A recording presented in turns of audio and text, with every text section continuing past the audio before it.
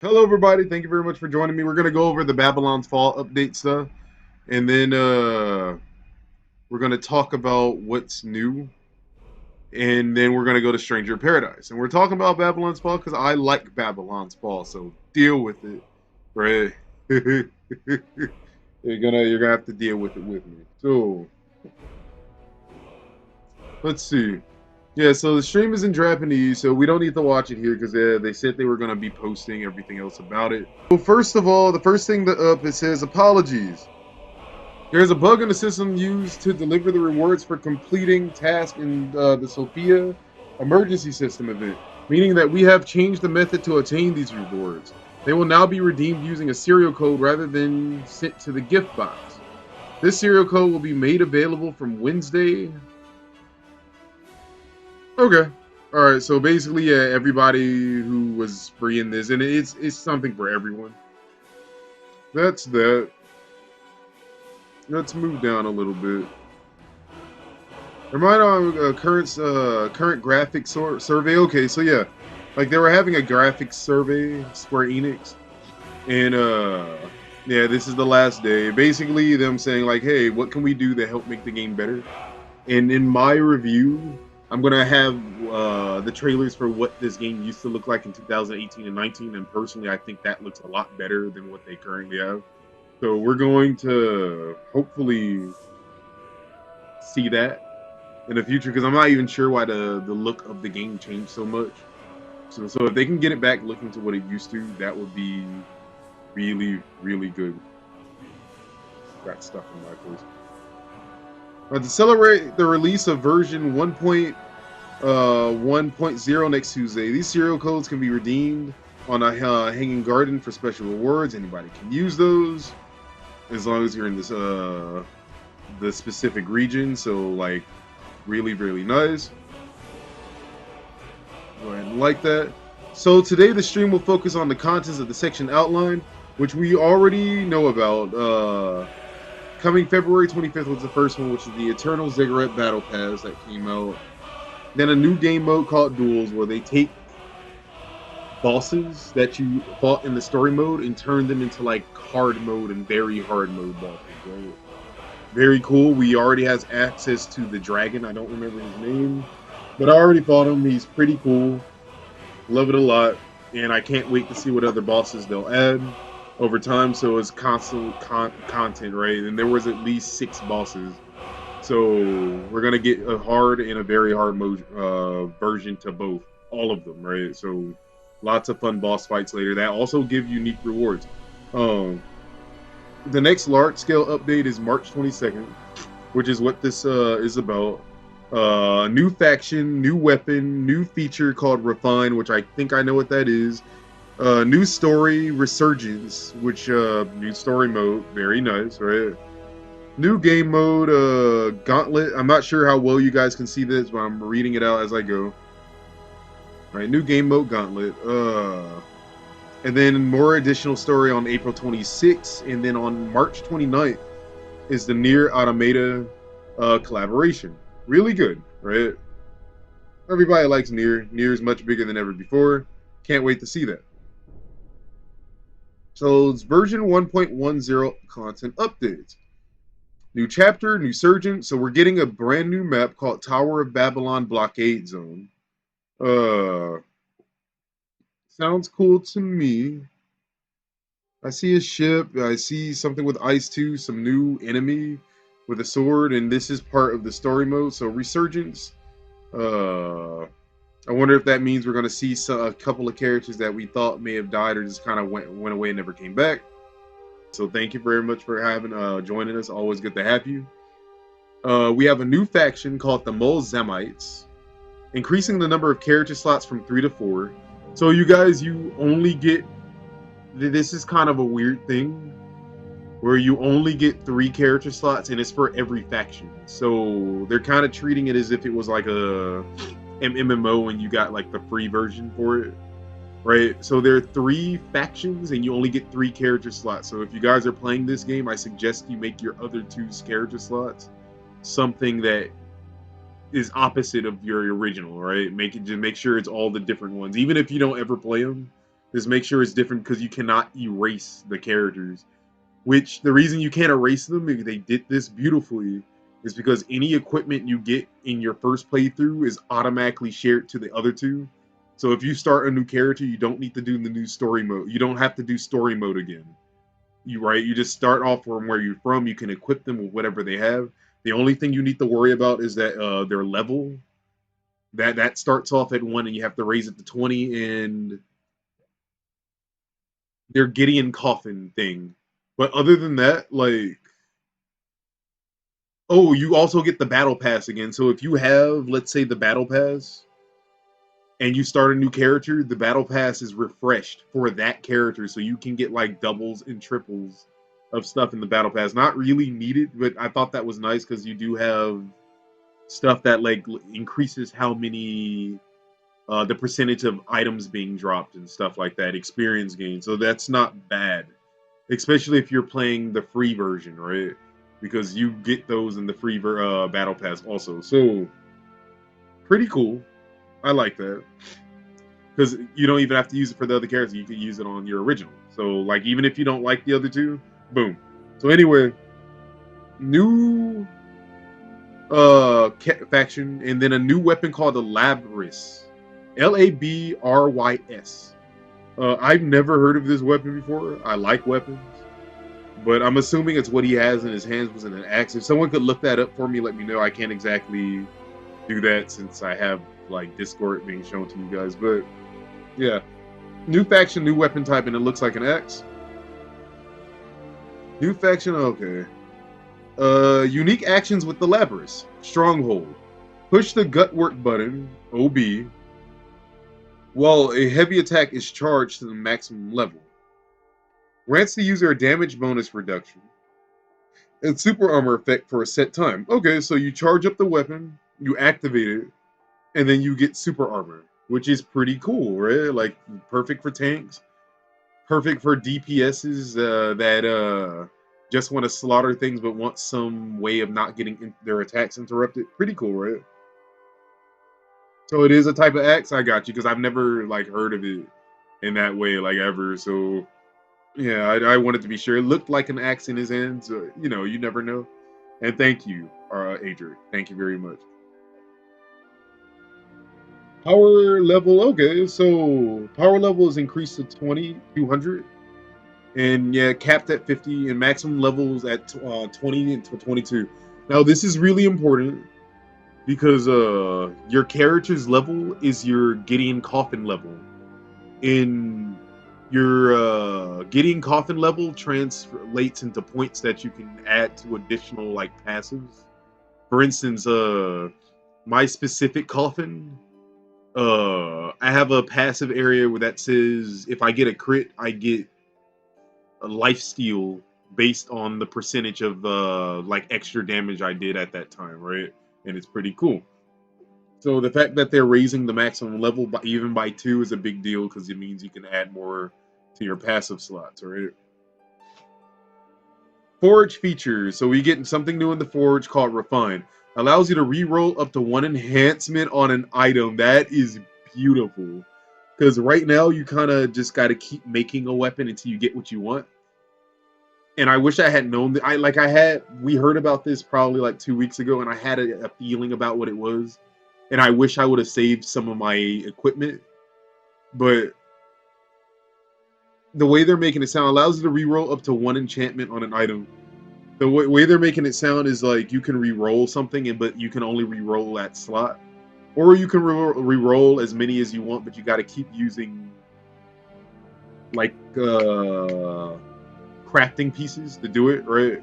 So you might just keep re-rolling. You'll be like, okay, I like that, and then re-roll the next and re-roll the next. That's a good one. Of course, you can't re-roll the permanent effect because legendary items, the first passive or ability on it is permanent, and then the other 3 are random. So this is really good. I like that a lot. New Refine. This allows you to spend materials and conches, which is the in-game currency, to replace one of an item's acquired enchantments, innate enchantments. Although there will be no limit to the number of times you can select an equipment slot can be refined, each subsequent refinement will be locked to the same slot. Okay, that's exactly what I was thinking about. So yeah, exactly. Like if you refine something, that specific ability you refined and whatever it turns into next is permanently locked. So in this case, what your goal would be is to refine the least desired effect on that weapon or armor and then go with it, right? Like keep re-rolling. So, but that's a really good thing because out of 4 abilities, now if you get 3 of them and just refine the one that you don't give a shit about until you get something good, that's beautiful. I like that a lot. Uh, New game mode Gauntlet. High difficulty level content where special effects are applied to entire quests. Allows players to earn materials required for refining. Oh, so are they saying refining material is different from crafting material? And high difficulty is important because right now, like the power, like it said before, the power level maximum is 150, but the highest quest level that we have available is 136. So I'm 150 right now, and the game is pretty easy. And I'm pretty sure for anybody maining bows in this game, it's really, really easy. Like the only challenge is the main dragon, and he's the only one that's level 150. So high level quest. Hopefully that'll be good. Um, Hopefully they'll introduce more monsters with more weird effects because you can really hack and slash your way through this game. But I would personally like to see monsters later, like raising weird barriers that prevents ranged people from piercing them, and you have to utilize melee, right? Or some enemies can only be handled by a tank, something like that, which makes tanks more useful because right now tanks are kind of like, man, you don't need them exactly. So that's what I would like to see later. Let's see what's next. Updates to existing content, skirmishes, additional quests, new infamous enemies. That's good. So if any of you play RPGs, MMOs or anything like that, you know that most RPGs have those incredibly rare monsters, right? Or in this case, for an MMO, it would be like a raid, and then you can buy in-game equipment, but that's like a base. But your real equipment you would try to get in a raid, right? That's what infamous enemies are. They drop incredibly unique equipment that you can only get off of them to help buff your character more, right? So the ones that they have in here are cool already. Pretty cool abilities. They're adding new ones that means more builds, right? Siege increases to recommended power. Oh, increase the recommended power. Okay, so higher level sieges. That's good. Dual additional Diodorus. Once again, that's like the raid boss, and I'm pretty sure that's the spider. It might be the dude, but I don't know. It doesn't matter right now. We can actually look it up, but it doesn't matter now. Additional divine and legendary equipment, new enchantments. That's really good. So enchantments are your passive abilities, and legendary is the second to highest level of equipment, which is purple, and divine, from the name, is the highest. So in this game, you can only equip a single divine piece of armor, weapon, or accessory, and the reason is because they're crazy. Like legendary equipment has a permanent piece of passives also, but they're like so, right? It'll probably be like HP management, critical hit, where if your HP is over 75%, you have a higher chance of critting, right? Divine weapons are way better. For instance, I have a sword that it says after my 10th hit, every single one of my hits are counting as double for 3 seconds, right? And when you enhance equipment, the first ability, at least from what I can tell, the first ability on equipment is powered up after so and so levels, right? So there's a possibility that when I increase the level of that sword, that ability where my double hits only last 3 seconds, it could become 4 seconds and 5 seconds. And then you mix that with your passives, right? Where, oh, did you crit 10 times in a row? Well, you get double attack speed, right? Because I'm exaggerating a little bit, but there are abilities that increase attack speed.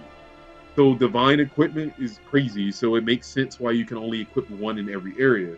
I love that idea. I love the divine stuff I found so far. My divine shield is a fucking boss. I love it so goddamn much. So, new divine weapons. plus refine plus new enchantments makes me very happy. Uh, New items coming to the Gara shop. So the Gara shop is the actual money that you spend in the game. Like so you pay $5, get 500 Garas, right? Because conscious is in-game money. This is cool. You know, people like it. Like I've seen a couple of capes that were like $5. I was like, you know, I can see myself paying for it. But I'll do it once I know they're gonna have content. Because like I said, I don't mind throwing this because platinum games. I'm gonna go over it in my review, so I'm not gonna say too much. This is a good thing from platinum games. Is a good idea. It just needs to go over well. Because I absolutely don't mind providing the money over time as long as they keep the content going. We've seen live service games like Warframe, Final Fantasy 14 do very well. World of Warcraft, right? Dissidia Duodecim for the tablet, Legends of Runeterra. Like people don't mind live service games. They get upset about them because they can kind of cheese you, right? But like if it's done right, fine. Square Enix has fucked up before, and they've changed face and did a good job. Platinum Games, this is great for them, so I hope they fix it up for the creep one. What's up, Pop Tart? And a microtransaction shop of only cosmetics, I don't mind at all, right? Because I can ignore it if I want to. And if I see it's a game I really want, I've spent money on games before like that with actual money. So, like, yeah, I'm sure all of us have because we cared about it, right? Not a big deal as long as they don't make this the face of the game, and from how the reception's going, they can't. But this is a good idea. Can't wait to see what they'll put in there. Con shop. The time interval for repurchasing restricted items has been changed from 24 hours to 20 hours. Good. Like, because that was weird. Like, and honestly, I think 20 hours is too high anyway.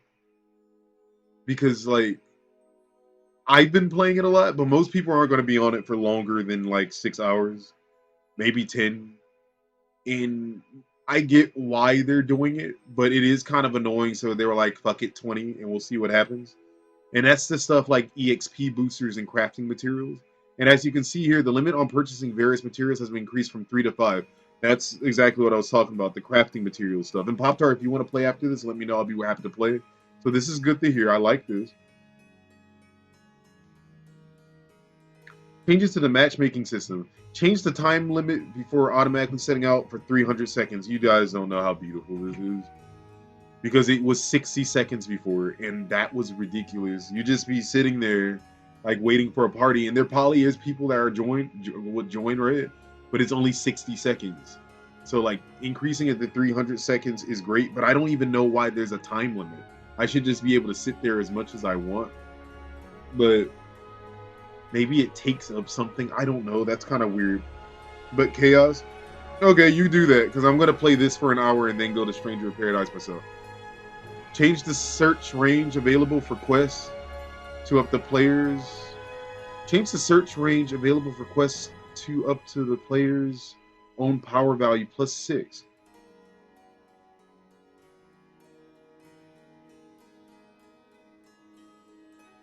I get it. I didn't know they had a limit on that before.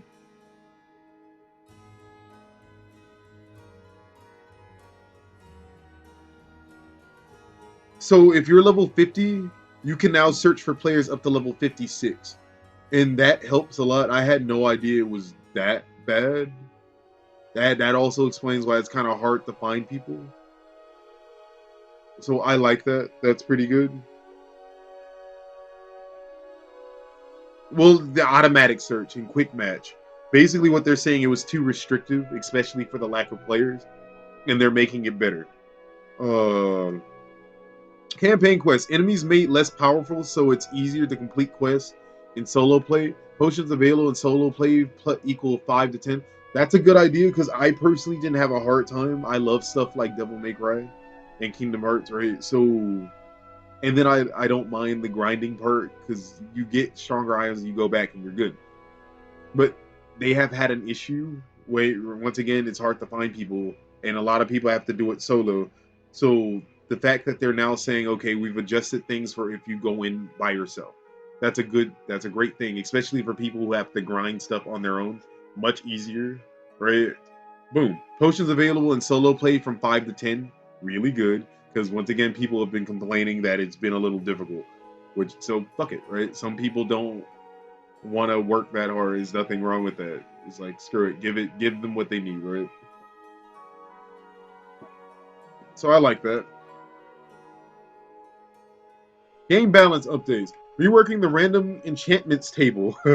Making it easier to get advantageous enchantments based on weapon type.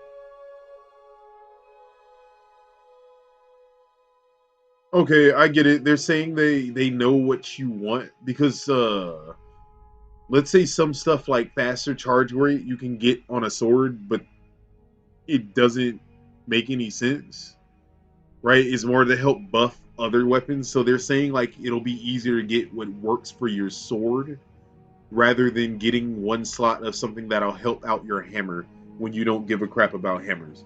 I like that.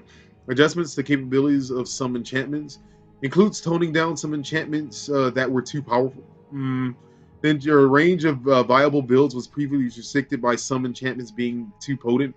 Yeah, like the whole game right now is DPS, 100% DPS. All right, I've even resorted to DPS because I can't really find a team to do tank stuff with, and then like you see arrows destroying completely, you guys. Like even of the higher level stuff, people with bows are one-shotting stuff with a full charge bow. That's not good. So that's a good thing. See patch notes available on 322 for the full details. I can't wait to see that. I'd say it's difficult because the random bounty encounters by yourself is a nightmare for some. Yeah, that, but like they're talking about story mode. Like I agree when it's the sieges because some of those random encounter infamous enemies are crazy strong. But yeah, so I do understand what you mean, Pop Tart. But this is good because once again, some of the tank stuff is whatever, and then like the auto healing from attacking, right, and then the crit damage, ridiculous, right? Like it's kind of Monster Hunter all over again, right? It's ridiculous. So that's good. I can't wait to see the patch notes.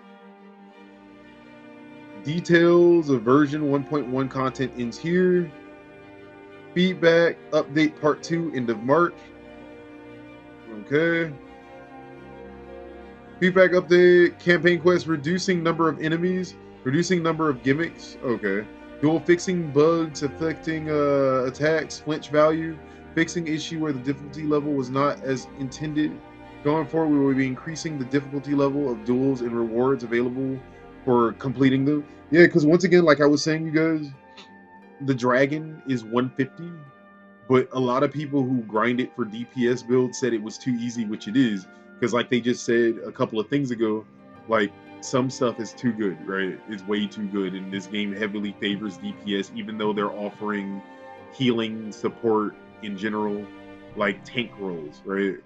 So with all of this stuff that's going to be helping us and then increasing the difficulty of matches, you should see a lot more stuff happening that'll help support everybody else who you want to play as, right?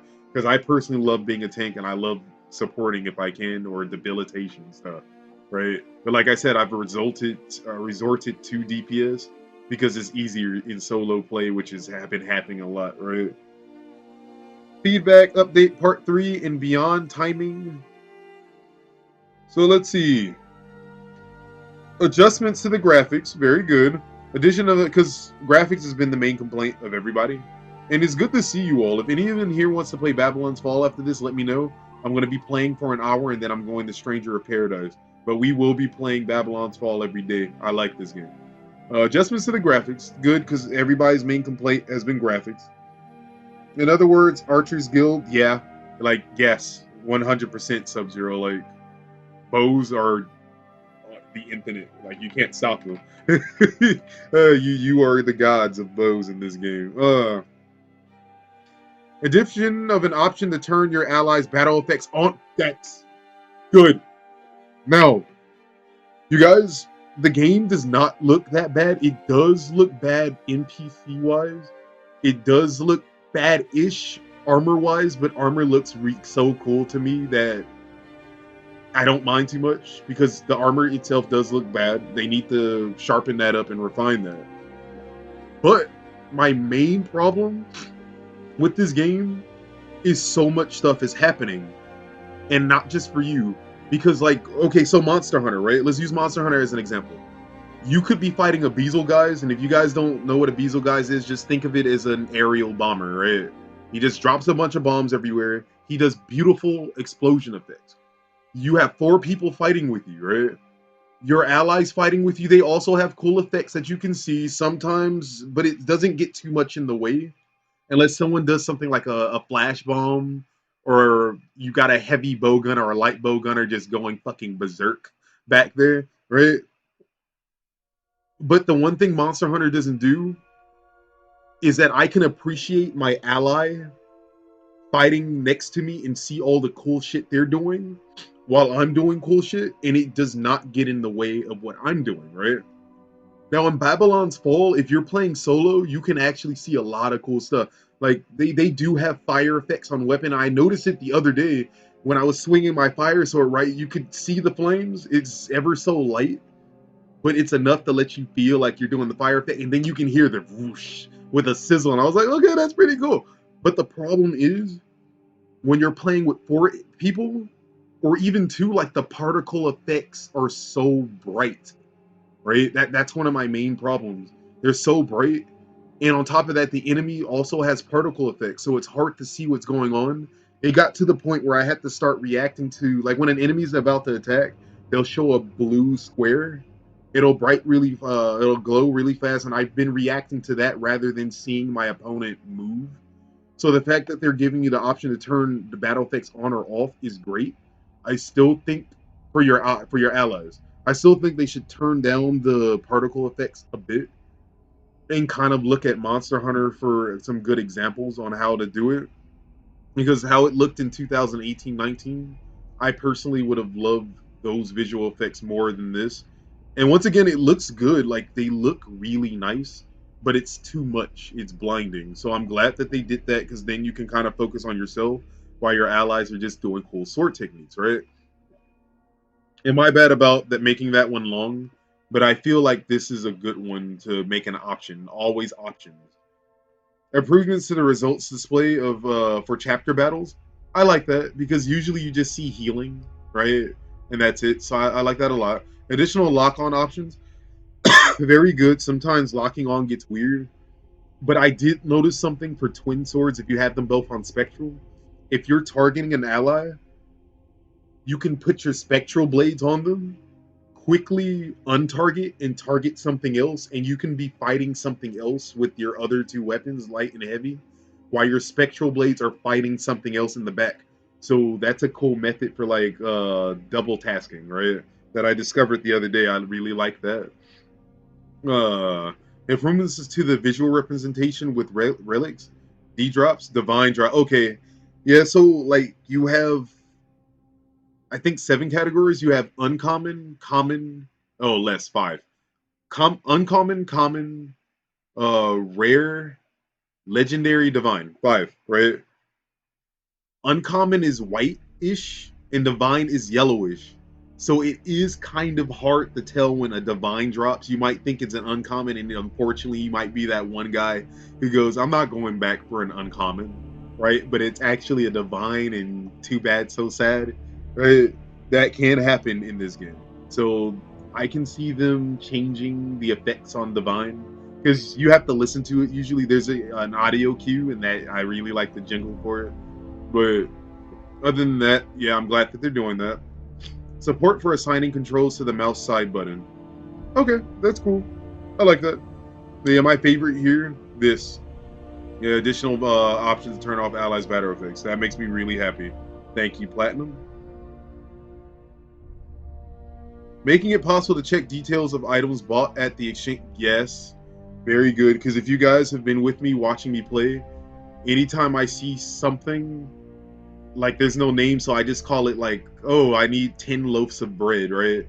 Or, like, there's circuitry and stuff with stuff that's obvious, like screws, but I'm like, oh, I need 2 piles or bowls of spaghetti, and I'm like, fuck yeah, because I don't know what to call these things. Right?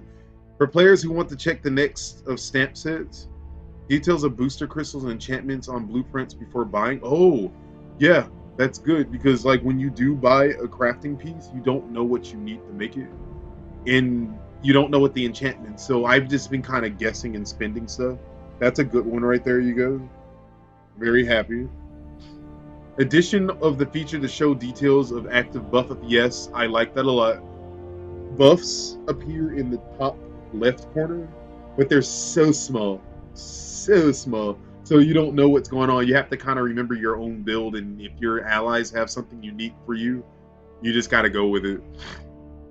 No, reassigning weapon balance. Oh, Pop Tart, you guys. There's only one thing that means: reassessing weapon balance, bro. Bows, bows, 100%. Like so, swords are powerful. Hammers are powerful, actually. But with hammers, you have to do work, right? Like hammers generate aggro when you charge them, and when you fully charge a hammer, you can like do a your perfect dodge, and when you do it, it becomes like a dash, kind of like in Monster Hunter. So you fully charge, you dash, and you unleash an attack. But there's also this roar that they do. I don't know how to do it yet. I'm getting nerfed to shit. I already know. Yeah, because they're too fucking strong, bro. But yeah, like swords are powerful, but they're DPS, and hammers have to work at their damage. But bows, holy shit, you guys. No, bows are too goddamn strong. So that's good. Reassessing weapon damage balance. I like that a lot. Feedback will continue to look into. Addition of various accessibility options such as support for color filtering. Addition of various accessibility. Oh, okay, I get it. Okay, I got you. Accessibility of the exchange at the forward, poor responsiveness, and ineffective filters. X. Dungeon obstacles. Quests with many obstacles are not popular. Yeah, it's that one's weird. Cat shouldn't be able to charge 3 bows and kill literally everything in 3 charges. Yeah, it's ridiculous. It's just like hold buttons, look at it, and it dies. Absolutely what Pop Tart said. And this one, you guys, it says dungeon obstacles, quests with many obstacles are not popular. And it's more that the obstacles don't really do anything. Let's say if I go into a quest that's 5 levels above me, the obstacles will obliterate me, right? But if I go into a quest with obstacles that are my exact level, they do damage, but they're not really a threat. So you usually see people just run through them, and that fits because like you also have builds that do life steal. So it's like, okay, I'll take 100 damage a second from this spike on the floor, but I heal 500 damage a hit, right? So it's like they don't really do it much. I don't want them to get rid of it though. I love stage hazards. It can make a game way more fun because there's more to pay attention to, especially in a game that's fast like this. So I don't want them to get rid of obstacles, but I want them to figure out how to utilize them better. For instance, in the story mode, the things that you hook onto and pull yourself to other locations, they use that once in a boss, and I was very happy because that was I was hoping for that. Like, please use that in a boss fight. They did, but that's the only time you see it. And I really want them to think of like additional bosses to do that on. Like the dragon, actually, the dragon creates like these fields of crystals, and then he forces them to explode, and some of them do poison damage, right? I would love it if like the poison damage thing lasted like, let's say, 10 seconds and could kill you really quickly. So they forced you to like, I don't know, the crystals that you destroyed turned into the things that you grab onto and force you to do aerial combat while you're zipping and to each one while fighting the dragon midair, avoiding the fucking poison.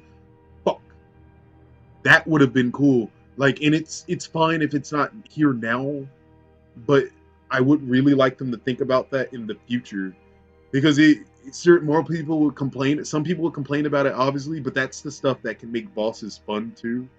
You see stuff like that on the before, and especially since like the boss that I mentioned before, where they did that in was a stage with poison. right? It was a poison stage, and I thought the thing was gonna fall, and you had to like switch to the other area before the poison got you. But that's not the case. So that's all I want them to do is think about it.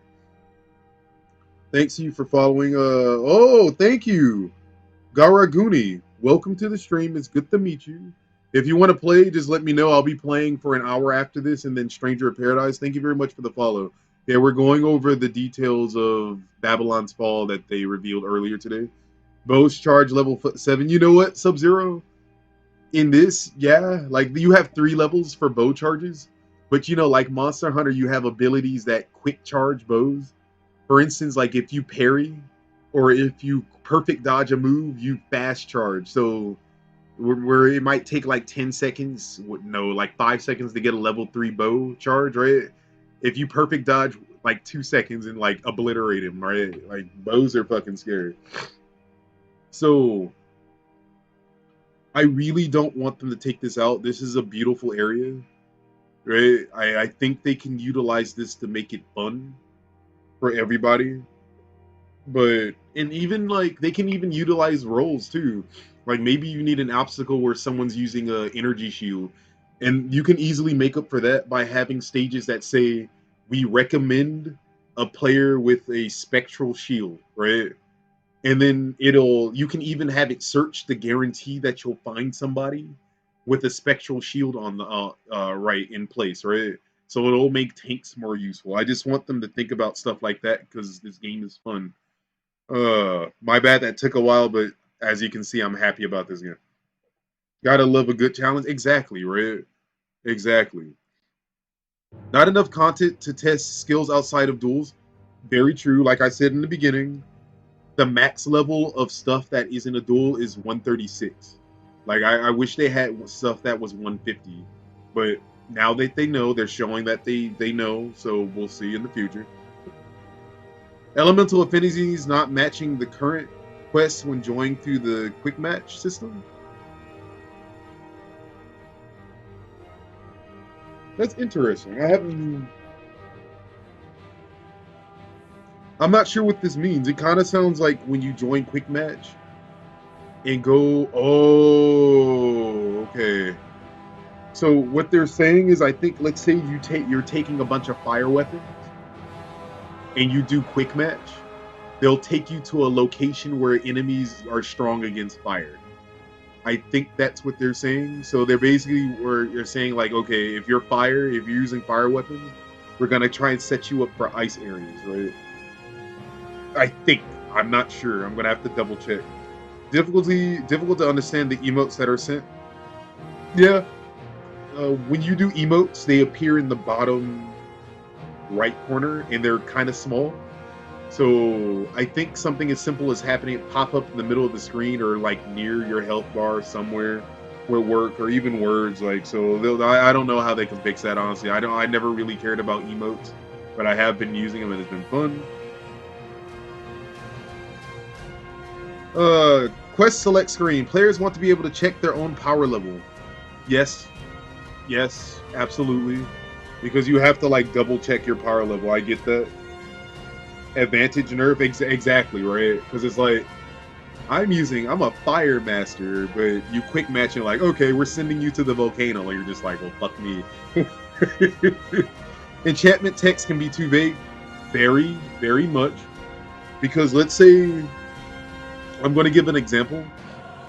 Let's say you have blocking. It'll be called blocking. Resistance up electro, and then when you read the ability, it'll say increase your electrical resistance when holding up a shield for block, right? But then you will find another shield that'll say blocking resistance up electro, and then when you read it, it'll say when you're holding up a shield, increase the electrical resistance of all allies in your party, and there is a big difference, right? So like that's something they should make a bit more obvious with the names. At least it's not a big deal because you can check, but it is something they should make a bit more obvious. Optimization for PC. Oh, that sucks. I'm sorry for anybody on PC having issues. Yeah, hopefully they do that very soon. Dropping out during a skirmish. Yes, My God. Yes. They need to fix that. Unable to see the combo hit counter during play. Once again, that goes into things being super bright, but also stuff being super small. So I'm glad that they're looking at that. Policy for tweaking game balance from season 2 onward. Okay. Season 2 isn't for like 60 days, so not a we have to wait for a while. Popularity skewed towards swords and bow. Yeah. What did I say in the beginning? This game is mostly about DPS, which is cool. It's a hack and slash. But when you have 5 weapons, or is it 4? Shields, swords, bows, staffs, hammers. You have 5 weapons. You have to utilize all of them to work, especially since you have classes. Though it may be a hack and slash, but you have to make sure everything works for everybody, and you want to see everybody using different weapons because it's cool. I love, like, the reason I didn't use Charge Blade a lot in Monster Hunter before is because Pop Tart was using Charge Blade, and Charge Blade looked cool, but I like to have variety just because it looks better, right? Like it feels nice to have someone there using something you don't see. Uh, we will initially boost the other weapon types to improve balance and then carefully absorb the situation and make a decision if the swords and bows need further toning down or not. Confirmed. They need to be toned down. They are incredibly strong. Like, and I'm not, I'm just doing DPS in what I'm doing for solo play, but my armor doesn't even match for DPS. It's more tank stuff. But I'm still burning through enemies like they're fucking butter, right? So, like, imagine someone actually doing a DPS build utilizing crit and crit damage increase, right? They're incredibly powerful. So I get this. I'm glad they're looking at it because even for people running DPS builds, it's boring when you all you know is you just gotta press and hold down a button and run through the game, right? So I'm glad that they're doing that.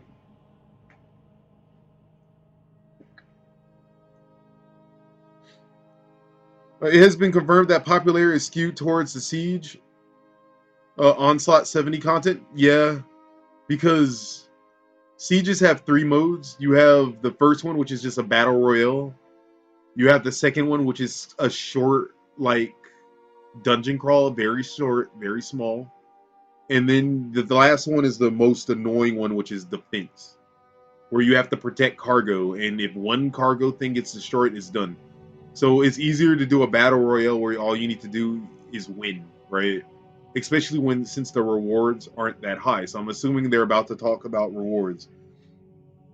It is only natural that most efficient content for leveling up is more popular, Battle Royale, but it's currently possible to reach the maximum level by just repeatedly playing Siege. Absolutely. It was set up in this way due to concerns that setting a maximum limit on drops would lower players' motivation. Yes, it would. Yeah, it would. As this content played every week, fixing policies. As this content was diverged from the envisaged difficulty level, the first change will be to correct the level of resistance and satisfaction from playing. Okay, I like that. How BP are acquired? Uh, I think that's your Gideon points. The system we deliberately balance allow players to earn BP equivalent to the effort they put into playing. Oh, BP, so that's battle pass points. So when you play a match, like any match like story, siege, duels, right, gives you 50 BP, but then they give you like daily quests that give you 1,000 when you complete, and a bunch weekly quests that give you like 2,000 when you complete, and then little objectives throughout the game that give you like 100 throughout the day or some shit like that, right?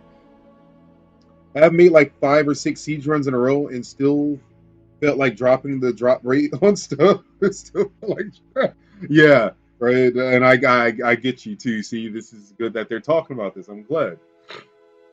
Uh, it is currently placed so that players can achieve their 100 with ease, even with a single character. Fine tune the routes through which players can obtain BP in season 2 and beyond. Keep an eye on future play trends and the effects of planned character slot expansion. Okay, I like that. Cool. Stream is having a quick break. Near Automata collaboration. This is gonna be exciting, right? And thank you still for being here, you guys. I'm glad to see you all. 8 p.m. PT on Tuesday, March 29th, 2022. To 5:59 p.m. PT on Tuesday. Oh, it's a short one? No. March to April 26th is how long this is gonna last. Quest added on the 12th of April. Okay.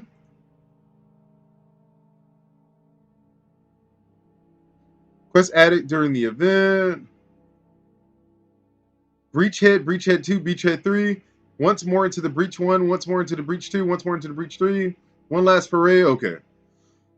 Amusement Park Rabbit Hard Amusement. Okay, so the boss fights and then the story stuff involving the event. Okay, we get it.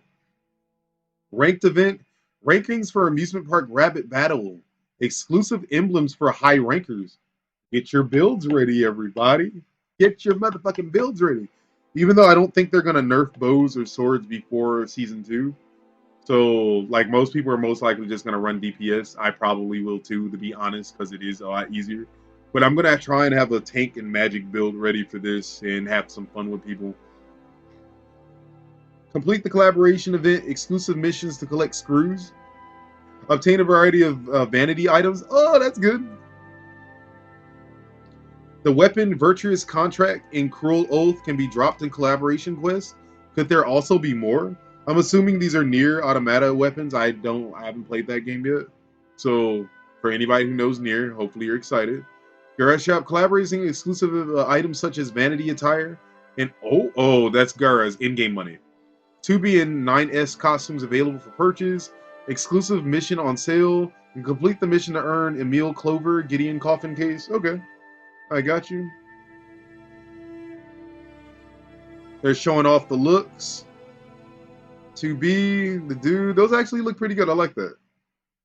Lighting could have been maybe a little bit, but no. I like that. Okay, that's cool. Looks nice.